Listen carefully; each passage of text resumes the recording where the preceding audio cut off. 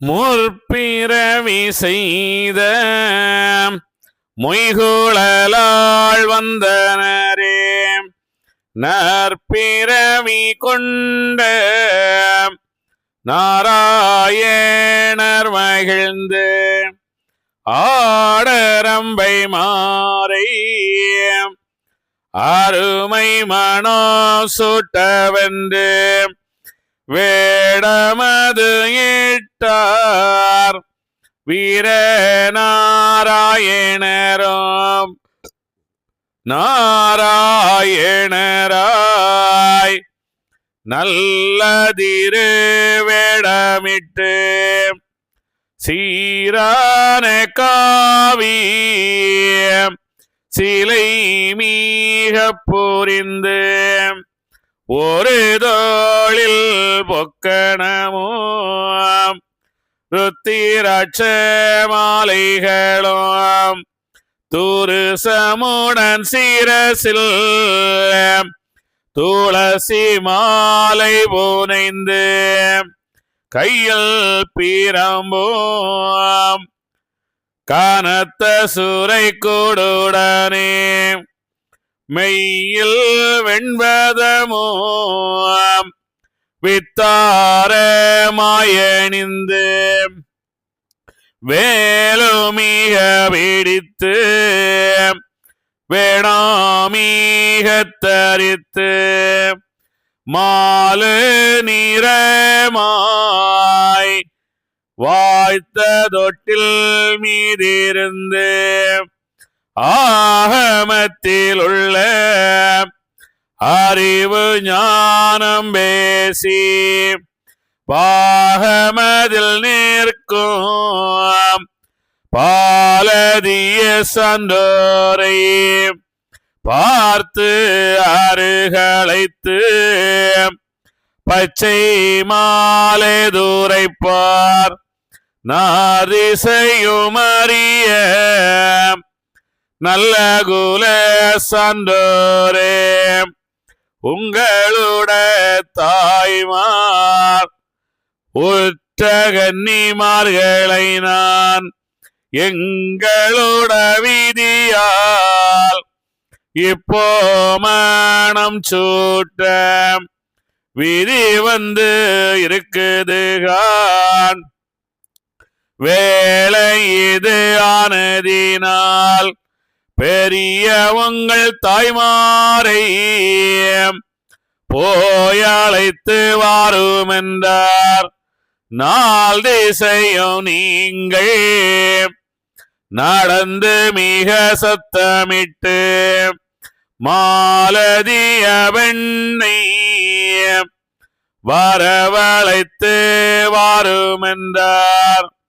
சீரான நூல்முறைக்கு தேனே எங்கள் தாய்மாரே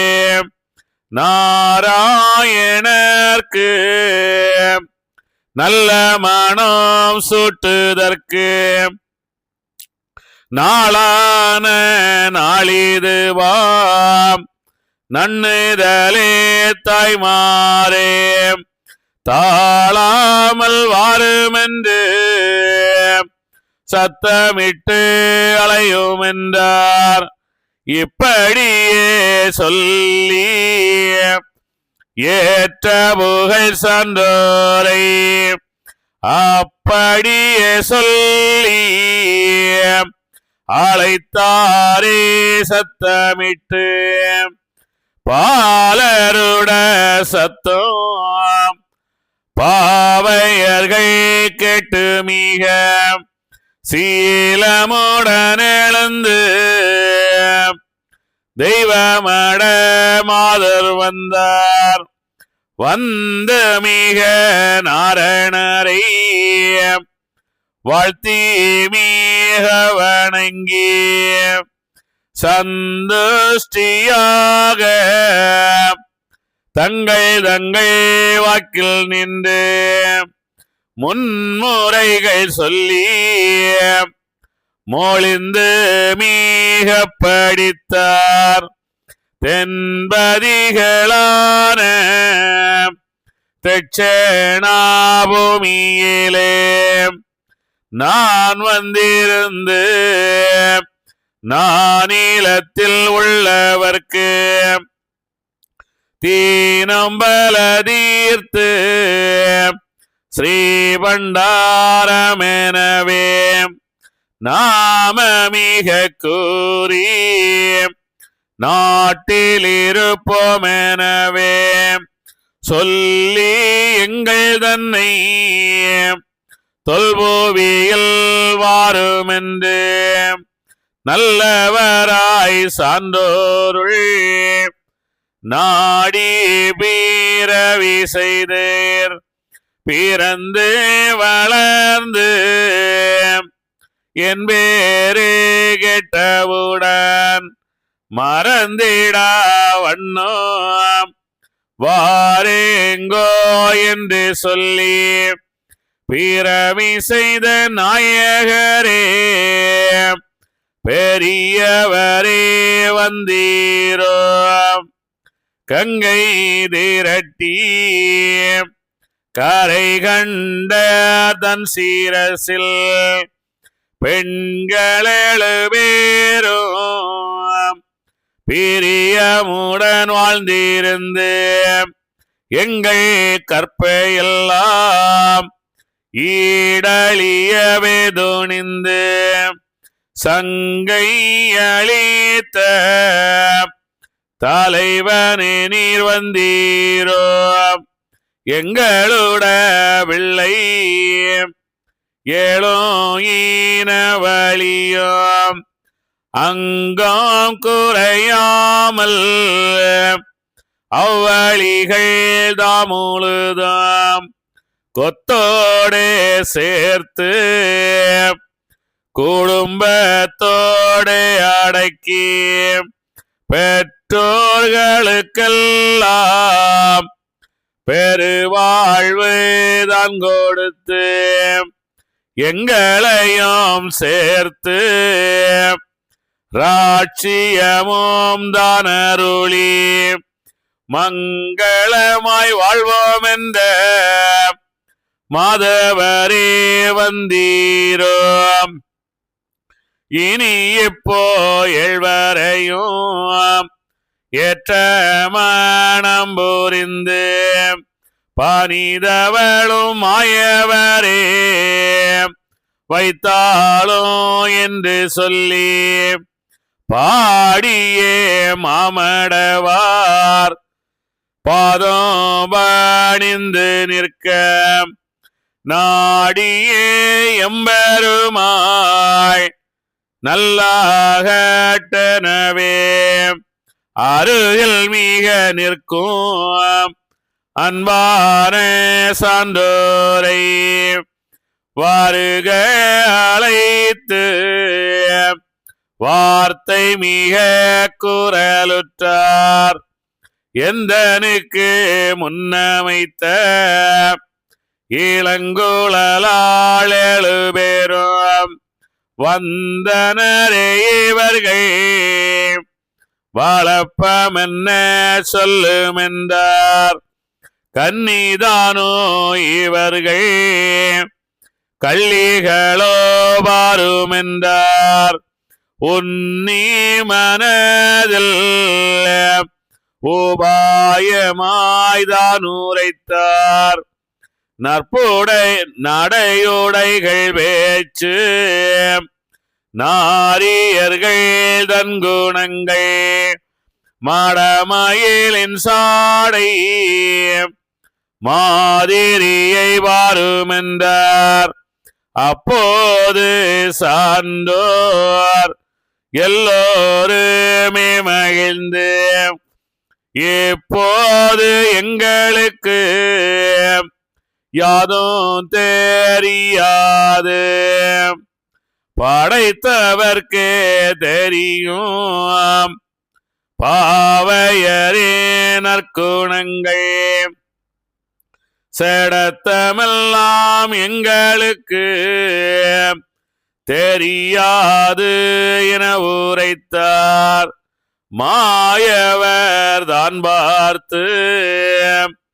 மாதுகளை தான் நோக்கி தூயவர் தான் வார்த்தை சொல்லேவார் பெண்களுடன் நான் எப்போது உங்களையும் நடுவனத்தில் கண்டதுதான் தான் எப்போ வந்தேன் தார்குழலே நான் அறியேன் காட்டிலே வந்ததப்போ கற்பை அளித்ததப்போ பேட்டி செய்து வேளை பெற்றதப்போ நான் அறியேன் ஒன்றும் தெரியாது உங்களை நான் கண்டதில்லை பெண்டுகளை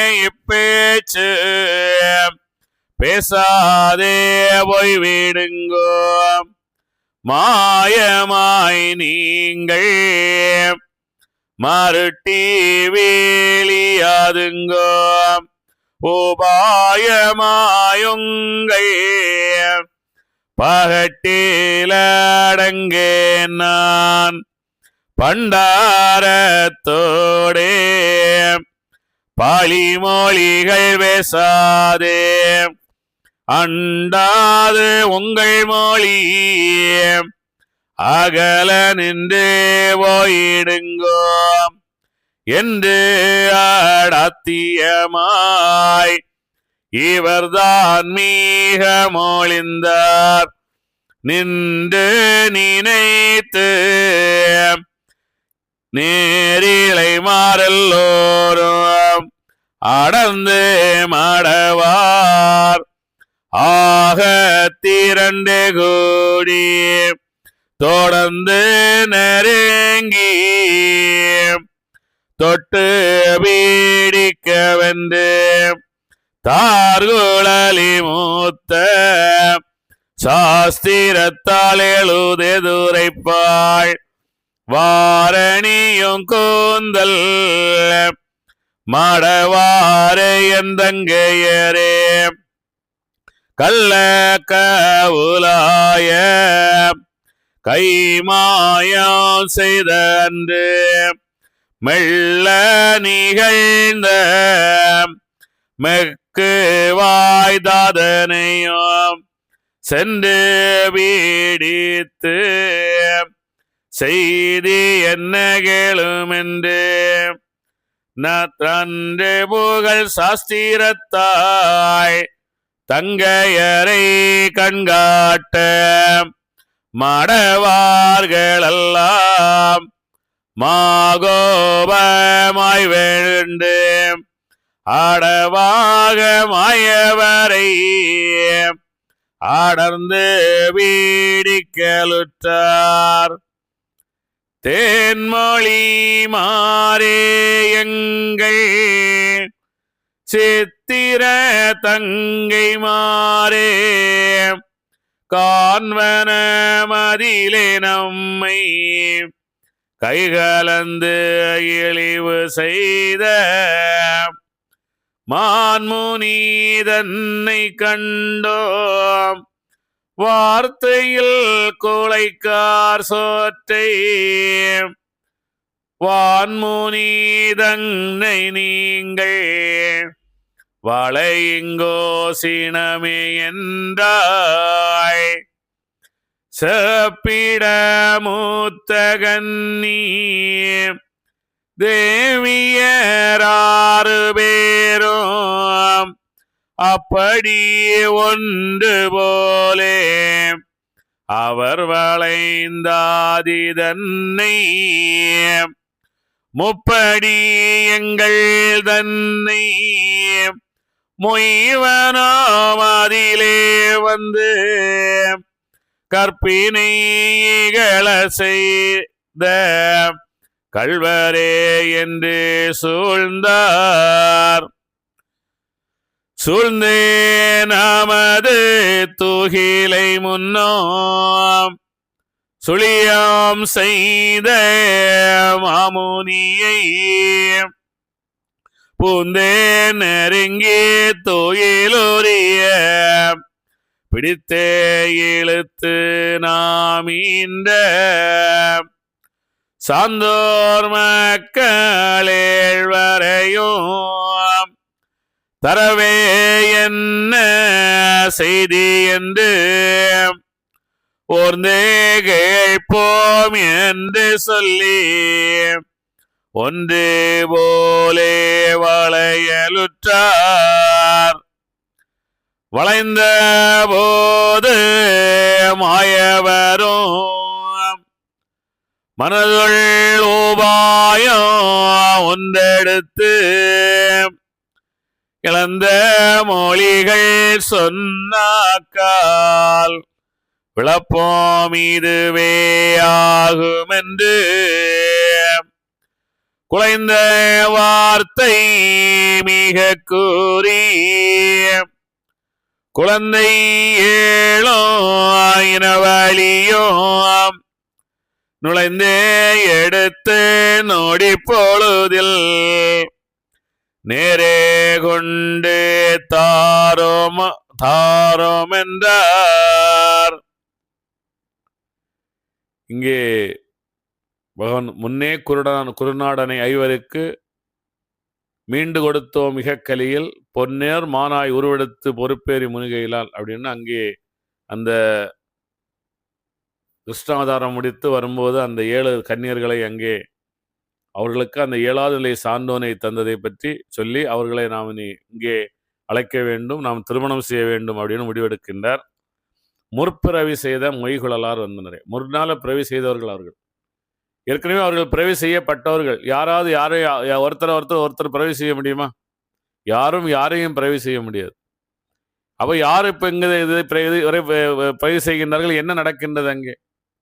யாரும் யாரையும் பிறவி செய்யணும். ஒவ்வொருவர் அவரவருடைய மனதின் அந்த எண்ணத்திற்கேற்ப அந்த அடுத்த தாயை தேர்ந்தெடுத்து பிறக்கின்றார். இங்கே முற்பிறவி செய்த மொய்குழலார் வந்தனரே அப்படின்னு முன்னாடியே பிறவி செய்தவர்கள் அவர்கள். அப்போ அங்கே அவர்கள் இது தன்னாலே அவர்கள் அந்த ஒரு தாயின் வயிற்றில் கருவுற்று பிறந்தவர்கள் கிடையாதா அப்படின்னா கண்டிப்பாக தாயின் கருவில் கைவிடாமல் யாருமே பிறக்க முடியாது. அதனால இவர்கள் முன்னாலேயே 7வது நிலையாக அவர்கள் பிறந்தவர்கள். இங்கே அந்த ஐயா வைகுண்டர் செய்கின்றார். 6வது நிலையாக ஆறறிவாக பிறந்து 7வது நிலையாக வந்தவர். அங்கே அந்த தெய்வ கன்னியர்கள் 7வது நிலையாகவே பிறந்தவர்கள். அதான் அங்கே சொல்லி வருகின்றார். நற்பிறவி கொண்ட நாராயணர் மகிழ்ந்து. நற்பிறவி அவர்கள் முற்பிறவி, இவர்கள் நற்பிறவி அப்படின்னா அவர்கள் முன்னாலே 7வது நிலையாக பிறவி செய்யப்பட்டவர்கள், சிறை செய்து வந்திருக்கிறவர்கள். இப்போ 7வது நிலை தாய் இங்கே இருந்தார்களா அந்த பெண்களை பெற்றெடுக்க அப்படின்னா அவர்கள் அதனாலதான் 7 வெவ்வேறு தாய்களுக்கு ஒவ்வொரு நிலையில் உள்ள ஒவ்வொரு தாய்க்கு பிறந்து 7 அறிவு என்று 7 கன்னிமார்கள் என்று சொல்லுகின்றார். இங்கே ஐயா வைகுண்டர் ஒரு தாய்க்கு வெயிலாளம்மை என்ற அந்த ஒரு தாய்க்கு 6 அறிவாக பிறந்து தன்னை உணர்ந்து அந்த ரஜோ சமோ சத்து என்ற அந்த குணங்களை கடந்து அவர் என்ன செய்கின்றார்? 6 வருடங்கள் தவமியேற்றி அவர் நல்ல பிறவியாக 10வது அவதாரமாக இங்கே இருக்கின்ற அவர் இங்கே இந்த பெண்களை திருமணம் செய்ய வருகின்றார். அதான் சொல்லுகின்றார். ஆடரம்பை மாறை அருமவேனம் சூட்டவென்று வேடமதிட்டால் வீர நாராயணன் வேடம் விட்டிருக்கின்றார் அப்படின்னு சொல்றார். ருத்ராட்ச மாலை அணிஞ்சு யாராவது போய் கல்யாணம் பண்ணுவாங்களா? ருத்ராட்ச மாலை அணிந்து காவி உடை அப்படி கொடுக்கணும்னால என்ன ஆகும்? காவி உடை அப்படின்றதே நாங்கள் அந்த இப்பொழுது நம்ம காவி வஸ்திரம் கொடுத்துருக்கிறவங்க பக்கத்தில் பெண்கள் போக மாட்டாங்க. ஏன் அப்படின்னா அவர் என்ன செய்யணும்? இப்பொழுது பிரம்மச்சரியாக இருக்கின்றார். அவர் இந்த காவி கொடுத்தால் அங்கே நாம் செல்லக்கூடாது அப்படின்னு அவர்கள் அந்த காவி அப்படின்னு சொல்லிட்டு சொல்லுவாங்க. காவி உடைக்கு அப்படி ஒரு இது சொல்லுவாங்க. இங்கே அவர் என்ன செய்கின்றார்? காவி உடை கொடுத்து கண்ணில் சீரான காவி சீலை முகம் எடுத்து தொருதோளில் பொக்கணும் ருத்ராட்ச மாலைகளும் துருசமணன் சிரசில் துளசி மாலை அணிந்து நீங்க ருத்ராட்ச மாலை அணிஞ்ச உடனே உங்களுக்கு சக்தி கிடைச்சிடணும்லாம் சொல்லாங்க. சும்மா அதாவது அன்னைக்கு மாலை இப்போ நம்ம சில தங்கம் இருக்கிறவங்க தங்கத்தை செயின் போடுவாங்க, இல்லை ஏதோ ஒன்று போடுவாங்க. தங்கத்தினால் நீங்கள் போடுறதுனால எந்த சக்தியும் வந்துடாது. ருத்ராட்ச மாலை போடுறதுனால எந்த சக்தியும் வராது. சக்தி உங்களுக்கு எப்படி கிடைக்கும் என்றால் நீங்கள் தவம் ஏற்றி தியானம் செய்தால் மட்டும்தான் உங்களுக்கு அந்த சக்தி கிடைக்கும். மனிதர் ஒரு ருத்ராட்ச மாலையினால உங்களுக்கு சக்தி கிடைச்சதுன்னா நீங்கள் ஒரு 10 ருத்ராட்ச மரம் வச்சுட்டு நீங்கள் அங்கே எனக்கு சக்தி கிடைச்சிடணும்னு உட்காந்துக்கலாமே இல்லையா? அதெல்லாம் ஒன்றுமே இல்லை. அதாவது நாமே அந்த இறையினை தேடி தவம் ஏற்றினால் மட்டுமே நமக்கு இந்த இது கிடைக்கும். ஐயா வைகுண்டர் இப்பொழுது இப்போ அப்படி அமர்ந்திருக்கின்றார். வித்தியாசமா தவம் எல்லாம் ஏற்றிவிட்டோம், கடைசி அந்த விஞ்சையும் நாம் பெற்று எல்லாம் வந்தாச்சு. இது நாம் இந்த இந்த உலகத்தில் திருமணம் செய்து குழந்தைகளுடன் வாழ வேண்டும். திருமணம் செய்து குழந்தைகளுடன் வாழும்போது நம்முடைய வாழ்க்கை எப்படி வாழ்கின்றது? நீங்க காமராஜரா இருக்கட்டும், இல்ல அப்துல் கலாம் ஐயா, இவங்க எல்லாரும் திருமணம் செய்யாமல் உண்மையாக வாழ்ந்தார்கள், தர்மமாக வாழ்ந்தார்கள். அதே ஒரு திருமணம் செய்து இப்படி தர்மமாக வாழ முடியுமா? நிறைய பேர் வாழ்ந்திருக்கிறாங்க, கக்கன் மட்டும் நிறைய பேர் வாழ்ந்திருக்கிறாங்க. இருந்தாலும் திருமணம் செய்து அந்த சிறப்புடன் வாழ்பவர்களுக்குத்தான் அந்த சிறப்பு கிடைக்குமே தவிர, திருமணம் செய்யாமல் நீங்கள் தர்மமாக வாழ்ந்து எந்த பிரயோஜனமுமே இல்லை. ஐயா வைகுண்டர் என்ன செய்கிறார்? அது அவருக்கு தெரியும். அவர் தவம் ஏற்றி விட்டார், தன்னை உணர்ந்து விட்டார். 10வது அவதாரம் அந்த வருகின்ற காலகட்டத்தில் இருக்கின்றார். 10வது அவதாரம் முழுமையாக அவருக்கு முடிய வேண்டும் என்றால் அவர் திருமணம் செய்து குழந்தைகளை பெற்றெடுத்தால் தான் முடியும். இதுதான் உண்மை, இதுதான் சத்தியம். அப்ப இவர் அந்த 6 வருடங்கள் தவம் ஏற்றி 7வது நிலையாக வந்து விட்டார். அதே 7 நிலை தான். ஏன்னா 6 தாய்க்கு பிறந்து 6 7வது நிலை மட்டும்தான் நாம் வாழ முடியும். 7வது நிலைக்கு மேல போக முடியாது. 7வது நிலை தான் இறைநிலை. அதான் அந்த 6 யுகங்கள் முடிந்து 7வது யுகம் இது 7வது யுகம் கலியுகம்னு சொல்றாங்க. கலியுகத்தை நாம் முடிச்சிட்டோம்னா நாம் தர்ம யுகமாக 8வது யுகத்துக்கு சென்றோம். இதான் உண்மை, இதான் சத்தியம் ஐயா என்று சொல்லுகின்றார். ஹிந்து தர்மம் 4 யுகம் தான் சொல்லுகின்றது. இங்கே ஐயா வைகுண்டர் 7வது அவதாரத்தை இதை முடிச்சு இங்கே இவர்களை திருமணம் செய்ய போகின்றார். திருமணம் எப்படி நடக்கின்றது அப்படின்னு சொல்லுகின்றார். மாலதிய பெண்ணை என்ன சொல்லுகின்றார்? எங்களோட விதியால் உங்களுடைய தாயார் உற்ற கன்னிமார்களைத்தான் எங்களுடைய விதியால் இப்போ மனம் சூட்ட விதி வந்திருக்குதுதான், வேலை இது ஆளுதலால் பெரிய உங்கள் தாய்மாரை போய் அழைத்து வாரும் என்றார். அதாவது நல்ல ஞாபகம் வச்சுக்கணும், அங்கே பெண்களுக்கு வயது 16 தான். ஐயா வைகுண்டருக்கு வயது 30. அப்போ அங்கே நின்று சான்றோர்களின் வயது 60 வயதுக்கு மேல். ஐயா வைகுண்டருக்கு சீசர்கள் 40 வயது 50 வயது அதுக்கு மேல உள்ளவங்க. அவர்கள் என்ன செய்கிறார்? பெரியவங்கள் தாய்மாரை சென்று அழைத்து வாருங்கள் என்று. பெரியவங்கள் தாய்மார் அவர்கள் அந்த நிலை 7வது நிலையாக உயர்ந்தவர்கள், அதான் சொல்லுகின்றார். அது வயதாக இல்லை, வயது இவர் அங்க இருக்கின்ற சான்றோர்களை விட அந்த தெய்வ கன்னியர்களுடைய வயது எனது ரொம்ப மிக மிக குறைவு. ஆனா இங்கே ஐயா வைகுண்டர் அப்படி சொல்லுகின்றார். அதாவது எல்லாரும் நீங்க கண்டிப்பா ஞாபகம் வச்சுக்கணும். நிலையைத்தான் வயதை தவிர நிலை, உங்களுடைய நிலை எதற்காக இருக்கின்றதோ அதுதான் உங்களுடைய வயதை குறிக்கும். நீங்க 70 வயதாக இருந்துக்கும் போது உங்களுக்கு தன்னை உணரவில்லை என்றால் நீங்கள் என்னது வெறும் அந்த 1 வயது கூட நீங்கள் ஏறவில்லை அப்படின்றதான் உண்மை, அதான் சத்தியம். அதெல்லாம் நல்ல அதே சொல்லுகின்றார். பெரியவங்கள் தாய்மாரை போய் அழைத்து வரும் என்றால் இது அப்படி நாராயணருக்கு நல்ல அவங்க கூடுறாங்க. எப்படி? சீரான நூல்முறைக்கு தேனை எங்கள் தாய்மாரே, மாலதிய பெண்ணை வரவழைத்து வரும் என்றால் சீரான நூல்முறைக்கு தேனை எங்கள் தாய்மாரே, நாராயணருக்கு நல்ல மனம் சூட்டுவதற்கு நாளான நாளிதுமாம் நன்னுதலே தாய்மாரே, தாழாமல் வாரும் என்று சத்தமிட்டு அலையும் என்றார். அப்படி அவங்க தாழாமல் வாரும் நூல்முறைக்கு. எந்த நூல்முறைக்கு? இப்போ நமக்கு நாம் ஒருவரை திருமணம் செய்ய வேண்டும் என்று நம்மளுடைய இதுக்கு முன்னாடியே விதித்திருந்த விதிதான் அது நடக்கும். இப்போ திடீர்னு ஒரு பொண்ணை போய் நம்ம திருமணம் செய்ய முடியாது. திடீர்னு ஒரு பெண்ணை நம்ம பார்க்கவும் முடியாது. நமக்கு முன் ஜென்மத்தில் அமைக்கப்பட்டதுதான் இந்த ஜென்மத்தில் எல்லாமே என்னது அந்த முன் பிறவியின் தொடர்ச்சி தான் இங்கே நடக்கும். ஆனால் நாம் என்ன செய்ய வேண்டும்? அந்த தொடர்ச்சி நடக்க வேண்டும் என்றாலும் நாம் அந்த நிலையை மேலேற வேண்டும். அப்பதான் நமக்கு அது கிடைக்கும். அதுதான் எல்லாருமே இன்னைக்கு சரியான வாழ்க்கை வாழ வேண்டும் என்று நம்மளுடைய ஹிந்து தர்மமே சரியான வாழ்க்கை வாழ வேண்டும் என்று தான் சொல்லுது. நீங்க அதனாலதான் என்ன சொல்ல அந்த இரணியன் அவதாரத்தையும் அந்த பரசுராம அவதாரத்தை ஐயா வைகுண்டர் எடுக்க சொல்லவே இல்லை. அவதாரம் லேசா சொல்லிட்டு வந்துட்டார், ரொம்ப டீப்பா சொல்லவே இல்லை. ஏன்னா அது ஒரு மகன் ஒரு தந்தையை கொல்வதை போல் வருகின்றது. அங்கே பரசுராம ஒரு மகன் ஒரு தாயை கொல்வதை போல் வருகின்றது. அப்படியெல்லாம் வரவேச்சு, அதெல்லாம் அவதாரமே கிடையாது. அதெல்லாம் ஹிந்து தர்மத்தின் ஒரு தவறான அந்த புரிதல், அது அவ்வளவுதான். அதான் இதை ஐயா வைகுண்டர் சரியாக திருத்தி கொண்டு வந்திருக்கிறார். அதனால அவர் மிக உயர்ந்த நிலையில் ஐயா வைகுண்டர் இருக்கின்றார். இங்கே அவர் என்ன செய்கிறார்? அவர் வளர்ந்தோன்னு என்ன சொல்லுகின்றார்கள்?